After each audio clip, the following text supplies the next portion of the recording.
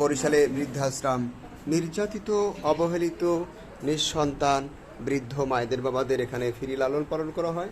আমাদের এই বৃদ্ধাশ্রমটিতে বর্তমানে 81 জন বৃদ্ধ মায়েরা বাবারা আছে। আমরা এই সমস্ত বৃদ্ধ মায়েদের বাবাদের খাবারের যোগানটা মূলত বিভিন্ন মানুষের সাহায্য সহযোগিতায় মাধ্যমে আমরা করে থাকি।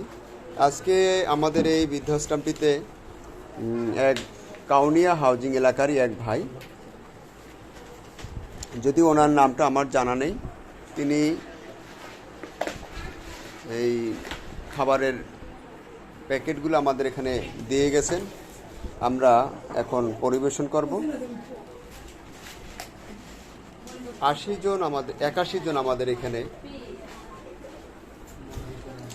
শিশু, প্রতিবন্ধী শিশু সহ আরেকটা এসে নিয়ে ওই যে একজনে সব ওয়ার্ডে যেন দিয়ে দেয়। আর এটার মধ্যে আর ধরবে না, পড়ে যাবে।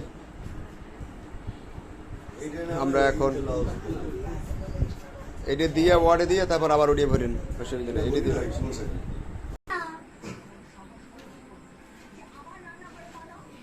ধরতে পারবে। ধরতে পারবে না, না? আচ্ছা, তাহলে ওটা আমি একটু খাওয়াই দেবেন।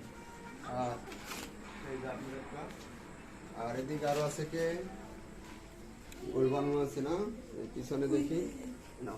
আমাদের সার্ভিসটা একটু ধরেন, ফোন নাম্বার সহ যাতে আসে। আর এই বাচ্চাটারে খাওয়াই দিতে হবে না, বাচ্চাটার তো খাওয়াই দেবে। ওটা করে খালা আমের হাতে দিয়ে যাই। আমাদের এই সার্ভিসটা একটু ধরেন। এবার আমরা দোতলায় যাবো। একটু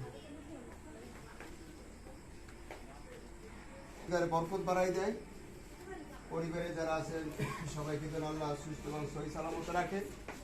এবং যে উদ্দেশ্য নিয়ে আমাদের এখানে এই খাবারের বিতরণ সহযোগিতা করছে, অর্থাৎ আমাদের এখানে খাবারগুলো পাঠিয়ে দিয়েছেন, আল্লাহ যেন তাদের সেই মোনাজাতটুকু নিয়াতটুকু যেন আল্লাহ কবুল করে।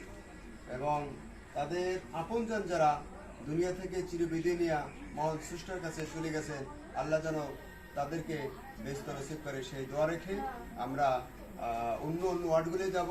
যদিও আমাদের এখানে 8টি বিল্ডিং, সবগুলো বিল্ডিংয়ে যাওয়া সম্ভব হয় না। দোতলায় আমরা একটু যাব, সেখানে খাবার বিতরণ করবো। এবার ওনারা ওই পেশে আছে কমে না, এই যে খাবার ভিডিও নেওয়া লাগবে না, ভিডিও নেওয়া লাগবে না, ভিডিওতে